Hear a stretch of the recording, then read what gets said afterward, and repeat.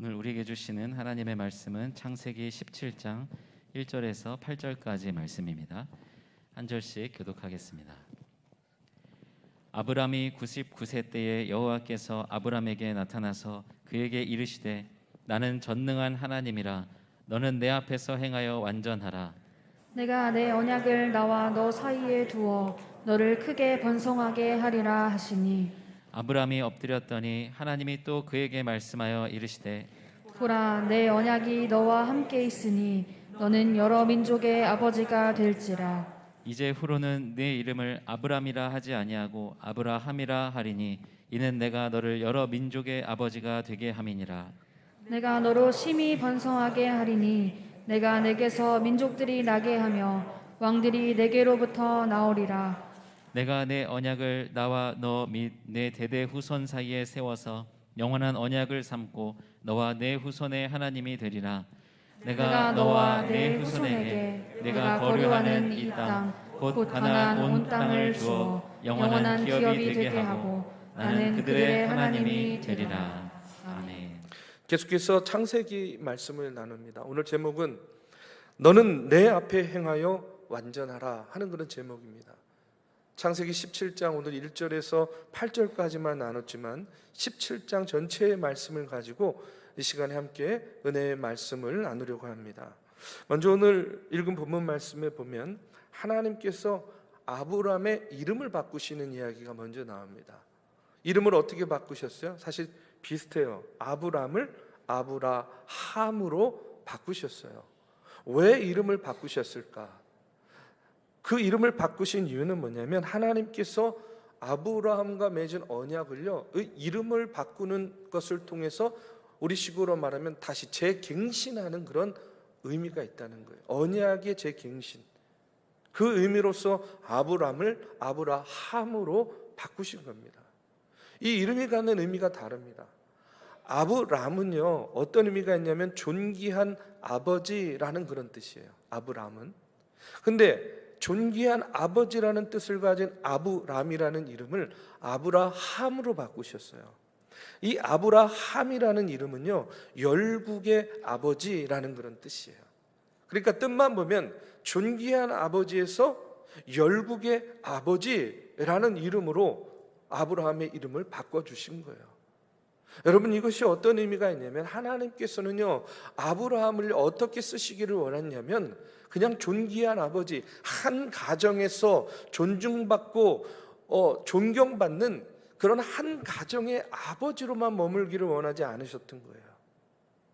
이제는 아브라함으로 한 가정의 아버지에서 열국의 아버지로 그를 사용하시기를 원하셨다 하는 그런 의미입니다. 실제로 어떻게 됐어요? 정말로 그렇게 되지 않았습니까? 아브라함 하면요, 오늘 우리가 어떻게 그를 부르고 있습니까? 믿음의 조상이라고 부르지 않아요?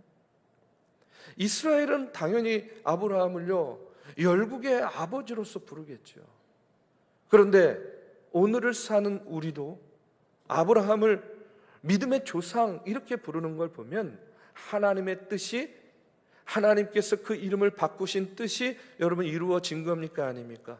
이루어진 거죠. 존귀한 아버지, 한 가정의 아버지에서 열국의 아버지, 모든 민족의 조상으로서의 그 아브라함의 그 영향력을 하나님께서는 원하셨기 때문에 오늘 그의 이름을 바꾸셨던 겁니다. 근데 그때 아브라함의 나이가 몇 살이었냐면 99세였어요. 그리고 이어지는 말씀에 보면 하나님께서 아브라함에게 뭐라고 이야기하시냐면 이렇게 이야기합니다. 1절에 보니까 나는 전능한 하나님이라. 나는 전능한 하나님이라. 여러분 히브리 말로는요, 이 이야기를 뭐라고 이야기하냐면 엘샤다이 이렇게 이야기해요. 엘샤다이. 나는 전능한 하나님이다. 여러분, 나는 전능한 하나님이다. 이 표현은요, 여기서 처음 사용되는 겁니다. 그래서 우리가 하나님을 뭐라고 불러요? 전능하신 하나님이라고 부르잖아요. 그게 여기서 나온 거예요. 아브라함에게 하나님께서는요, 당신에 대해서 뭐라고 이야기하냐면 나는 전능자다라고 이렇게 말씀하고 계시는 겁니다. 왜 하나님께서 아브라함에게 나는 전능자다, 엘샤다이 이렇게 이야기하고 있는가? 그 이유는요, 우리가 잘 알죠. 지금 아브라함의 고민이 뭐예요? 자녀가 없는 거 아닙니까? 하나님의 언약은 있었는데 그 언약이 아직 그의 삶 가운데 이루어지지 않았어요. 그런데 나이가 이미 몇 세가 됐다고요? 99세가 되었어요. 그러니 아브라함의 마음 가운데 얼마나 믿음이 흔들리겠습니까? 얼마나 조급하겠습니까? 그렇기 때문에 그런 아브라함을 향해서 나는 전능자다, 엘샤다이 이렇게 이야기하시는 이유는 뭐냐면 이런 거예요. 내가 원하면 불가능은 없어 하는 것을 아브라함에게 다시 일깨워주는 겁니다. 왜요? 나는 어떤 하나님? 전능하신 하나님. 내가 원하면 불가능이란 없는 거야. 그러니까 네가 아무리 99세의 나이가 되었다 할지라도 내가 내게 자식을 주겠다 하는 이 약속은 불가능한 약속이 아니야 라는 사실을 다시 한번 하나님께서는 아브라함에게 상기시켜주고 있는 거예요. 나는 전능한 하나님이라. 그러면서 아브라함에게 자녀를 주기에 앞서서 이어지는 말씀에 보면 하나님께서 아브라함에게 요구하시는 것이 있습니다. 그게 뭐냐면 이렇게 이야기해요. 너는 내 앞에서 행하여 완전하라 이렇게 이야기하세요. 너는 내 앞에서 행하여 완전하라. 이 완전하라 하는 말은요, 문자적인 의미로 완전을 이야기하는 것이 아니라 도덕적으로 윤리적으로 네가 완전을 향해서 나아가는 존재가 되어야 된다 하는 것을 의미하고 있는 거예요. 왜 아브라함이 도덕적으로 윤리적으로 이렇게 완전을 향해 나아가는 사람, 성숙한 사람이 되어야 되는가? 그래야만 여러분 하나님께서 그에게 맡겨주신 축복의 근원으로서의 역할을 감당할 수 있는 거예요. 아브라함이 아니라 아브라함으로서 축복의 근원으로서의 역할을 하려면 그가 도덕적으로 윤리적으로 완전한 자, 완전을 향해 나아가는 자가 되어야 된다는 그런 하나님의 말씀인 겁니다.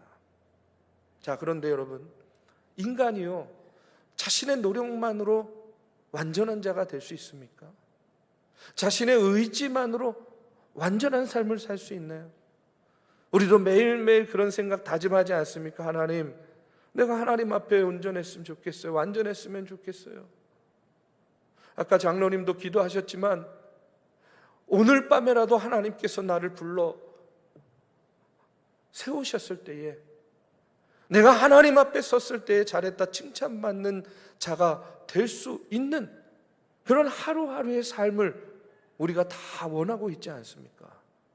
그러나 중요한 것은 그것은 우리가 그냥 원하는 바람일 뿐이죠. 그렇게 살아내는 것은요 너무나 힘든 거 아니겠어요? 그러면 아브라함도 사람인데 어떻게 그가 완전해질 수 있는가? 여러분 오늘 말씀에 그 답이 나와 있어요. 우리가 완전을 향해 나아가는 삶을 살기 위해서는 어떻게 해야 되느냐? 하나님께서 답을 주셨습니다. 그게 뭐냐면 나는 전능한 하나님이라 너는 내 앞에서 행하여 완전하라 이렇게 말씀하셨어요. 우리가 완전을 향해 나아가는 삶은요 어떤 삶이냐? 하나님 앞에 서는 삶이다 하는 것이 하나님의 말씀이에요. 내가 누구 앞에 있다? 하나님 앞에 있다. 이것을 분명히 인식하고 깨닫는 삶이 어떤 삶이냐? 완전한 삶이 될 수 있다는 그런 이야기입니다. 여러분, 이 내 앞에라는 말은요 종교개혁자들의 모토였습니다. 이 라틴어로 내 앞에라는 말이 코람데오라는 말이에요. 여러분 들어보셨죠? 코람데오. 합창단 이름 중에 코람데오 합창단 뭐 이런 거 많잖아요. 선교단, 코람데오 선교단. 이게 뭐냐면 내 앞에서, 하나님 앞에서라는 그런 말씀이에요. 코람데오, 하나님 앞에서. 여러분 한번 생각해 보십시오. 내 앞에 대통령이 있어요. 내 앞에 목사가 있어요. 그러면요 의식하지 않겠습니까? 내 말과 내 행동과 내 태도가 여느 때와 평소 때와는 조금 달라지지 않겠어요? 왜 그렇습니까? 내 앞에 있는 사람을 의식하기 때문에 그런 거 아니에요? 내 앞에 그녀가 있어요. 말과 언어가 달라지지 않아요? 내 앞에 그이가 있어요. 여러분, 말과 태도가 달라지지 않습니까? 평소에는요 막 걸걸하고 거칠게 얘기하던 사람도요 내 앞에 그이가 있어요, 그녀가 있다 그러면 그랬쩡? 뭐 저랬쩡? 막 이러면서 달라지잖아요. 왜 그렇습니까? 내 앞에 있는 그 존재를 어떻게 하기 때문에? 의식하기 때문에. 그러면 내 앞에 하나님이 계신다고 한번 생각해 보십시오. 지금 여러분 앞에 이형로 목사가 앞에 있는 것이 아니라 지금 내 앞에 하나님이 있다고 한번 생각해 보세요. 저를 그렇게 생각하라는 게 아닙니다. 이거 또 오해하지 마세요. 눈에 보이는 내 앞에는 지금 목사가 설교하고 있지만 눈에 보이지는 않지만 지금 나와 함께 하나님이 계시다라고 생각한다면 여러분, 오늘 우리의 말과 언어와 태도가 달라질 수밖에 없는 거 아니겠냐는 거예요. 우리가 매 순간 하나님을 의식하고 산다면 우리의 삶의 내용이 달라지지 않을래야 달라지지 않을 수 없다는 얘기입니다. 여러분 한번 보십시오. 우리나라처럼요 곳곳에 CCTV가 많은 나라가 어디 있습니까? 그렇죠? 그런데 요즘에 보면요 새벽 낮 밤 안 가리고요 온갖 흉악한 범죄들이 얼마나 많이 벌어지고 있습니까? 그런데 대부분의 범죄가 이 CCTV로 녹화가 되고 있거든요.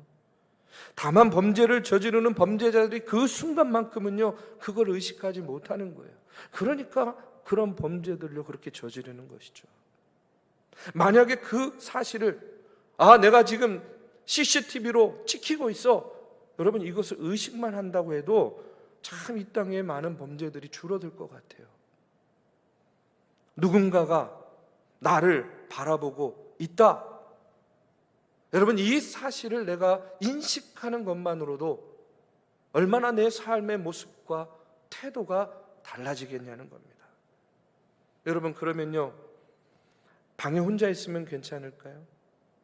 사방을 둘러봐도 CCTV가 안 보여요. 그러면 내 마음대로 해도 되는 걸까요? 여러분 그렇지 않습니다. 왜 그러냐면 우리 믿는 사람들에게는요 인생의 사각지대란 없습니다. 우리 믿는 사람들에게 인생의 사각지대 없어요. 왜 그렇습니까? 누가 지켜보죠? 하나님께서 지켜보고 계십니다. 그래서 빌 하이벨즈 목사님은 이런 책을 썼잖아요. 아무도 보지 않을 때 당신은 누구입니까? 거짓된 말로, 거짓된 행동으로 사람의 눈은 피하고 속일 수 있을지 모르지만 하나님의 눈은 피할 수 없잖아요.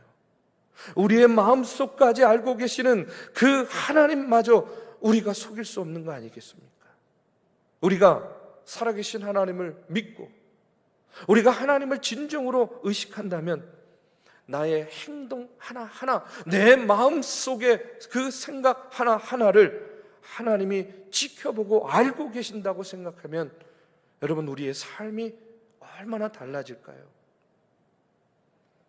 제가 전에도 한번 말씀드렸지만 제가 신학생 시절에 구약 교수님이 우리 소속 원로 목사님 얼마 전에 소천하셨습니다. 구덕관 목사님이셨어요.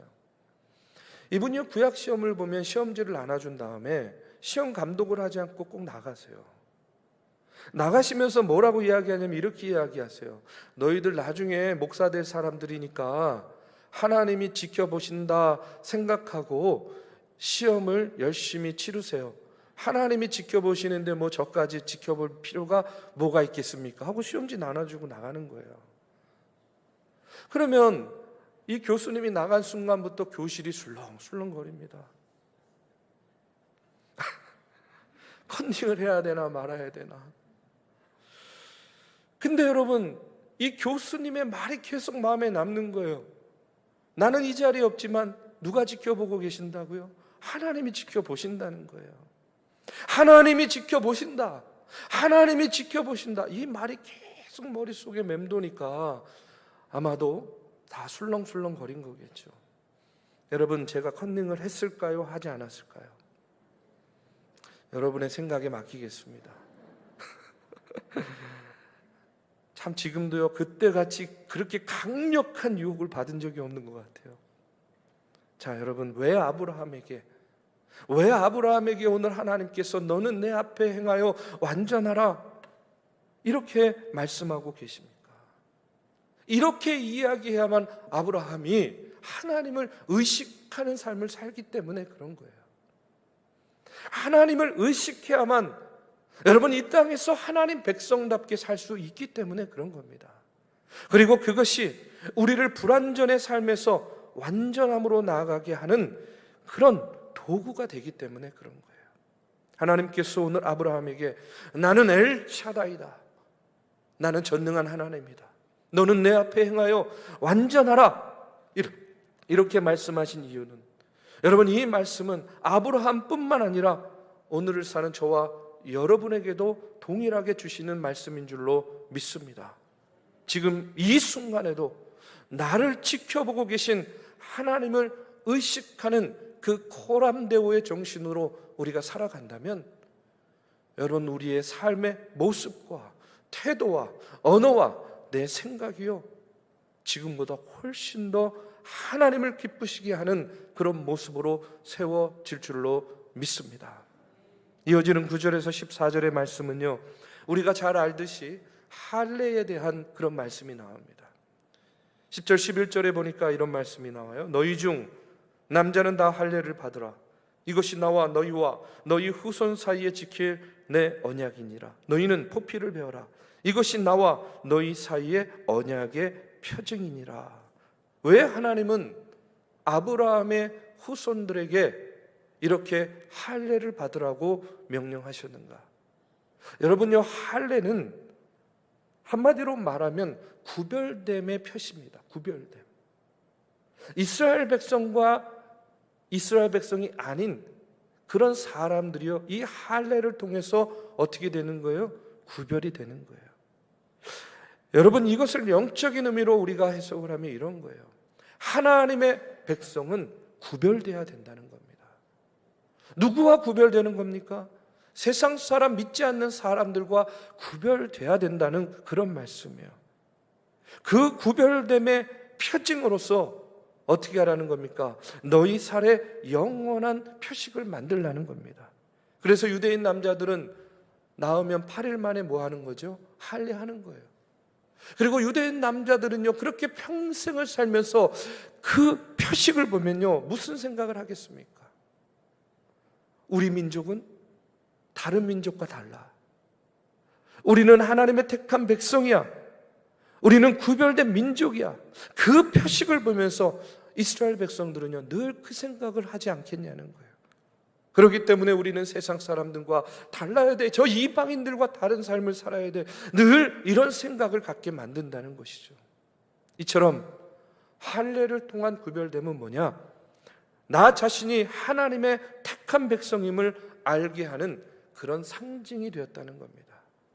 그런데 오늘날에 와서는 이 육체의 할례가 큰 의미를 갖지 않아요. 왜 그러냐면 바울이 로마서 2장 28절 29절에서 이렇게 이야기합니다. 무릇 표면적 유대인이 유대인이 아니요 표면적 육신의 할례가 할례가 아니니라. 오직 이면적 유대인이 유대인이며 할례는 마음에 할지니 영에 있고 율법 조문에 있지 아니한 것이라.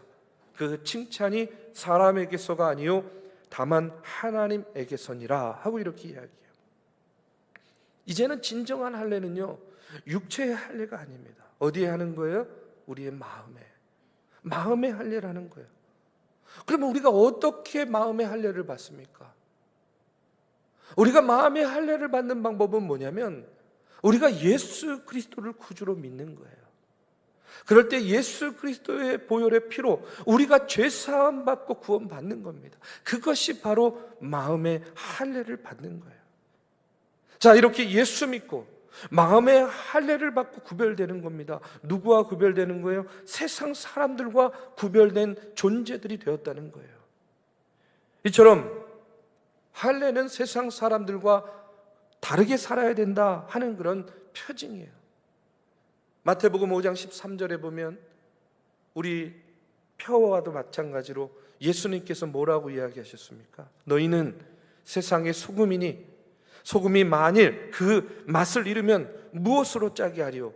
후에는 아무 쓸데없어 다만 밖에 버려져 사람에게 밟힐 뿐이다. 이렇게 이야기했죠. 소금이 맛을 잃으면 당연히 쓸모가 없습니다. 존재 가치가 없어지는 거예요.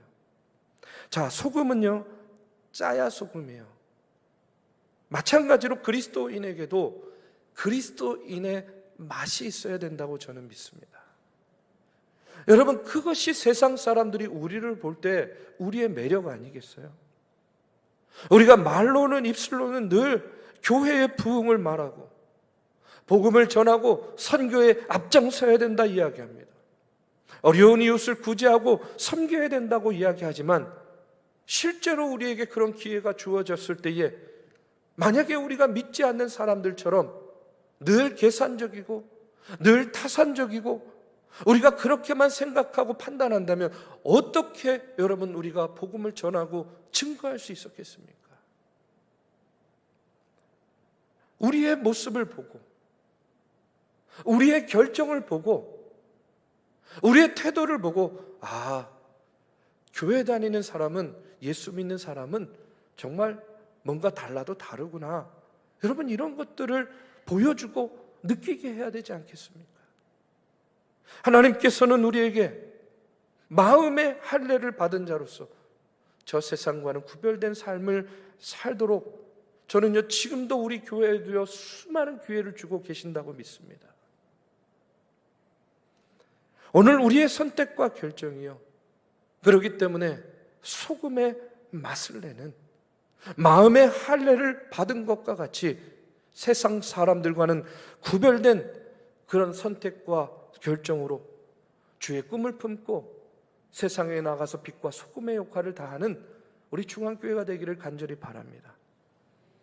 마지막으로 이어지는 15절에서 22절의 말씀에 보면 아브라함의 이름을 바꾸신 하나님이요 아내인 사라의 이름도 바꾸세요. 뭘로 바꿉니까? 사라로 바꾸죠. 여러분, 사례는 공주라는 뜻이에요. 그런데 사라는 왕비라는 뜻이에요. 여러분, 이것이 어떤 의미가 있겠습니까? 16절에 보니까 이렇게 이야기합니다. 내가 그에게 복을 주어 그가 내게 아들을 낳아주게 하며 내가 그에게 복을 주어 그를 여러 민족의 어머니가 되게 하리니 민족의 여러 왕이 그에게서 나리라. 이제 공주가 아니라 왕비로서 그의 후손을 통해서 이 민족의 수많은 왕이 태어나게 될 것이다 하는 것을 이 사레라는 이름에서 사라라는 이름으로 바꿔주면서 하나님께서 역시 그 언약을 다시 한번 이루시는 것을 보게 됩니다. 그런데 아브라함의 반응을 보십시오. 아브라함이 그 말씀 가운데 어떻게 반응하냐면 이렇게 이야기합니다. 아브라함이 엎드려 웃으며 마음속으로 이르되 100세 된 사람이 어찌 자식을 낳을까? 사라는 90세니 어찌 출산하리요 하고 아브라함이 이에 하나님께 아뢰되 이스마엘이나 하나님 앞에 살기를 원하나이다. 이렇게 이야기해요.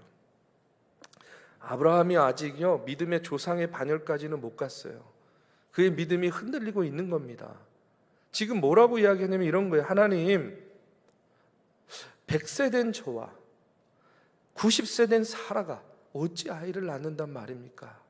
그냥 이미 있는 아들 저 이스마엘이나 잘 돌봐주세요 하고 이렇게 이야기하고 있는 거예요.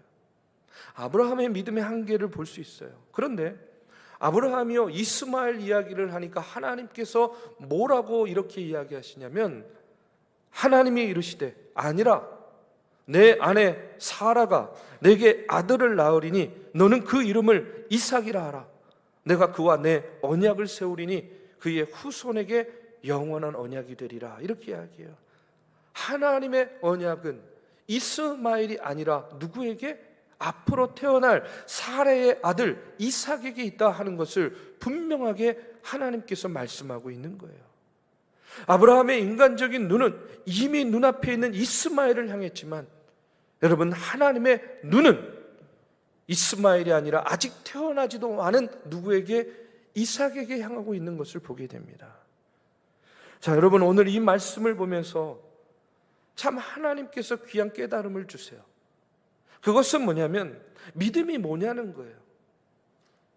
믿음은요, 내가 보는 것을 하나님께서 보길 원하는 것이 아닙니다.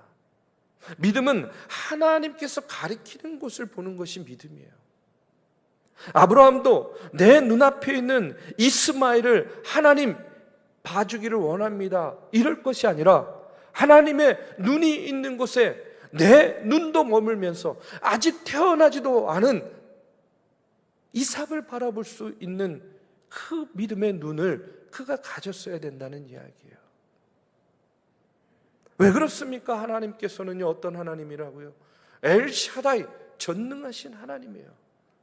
무엇이든지 할 수 있는 하나님, 그 하나님을 정말로 믿는다고 한다면 내 눈앞에 보이는 것이 아니라 앞으로 하나님께서 보여줄 것들에 대한 믿음을 가지고 여러분, 우리가 반응하는 것이 엘샤다이, 전능하신 하나님을 믿는 믿음이다 라는 사실을 오늘 이 말씀을 통해서 다시 한번 깨닫게 됩니다.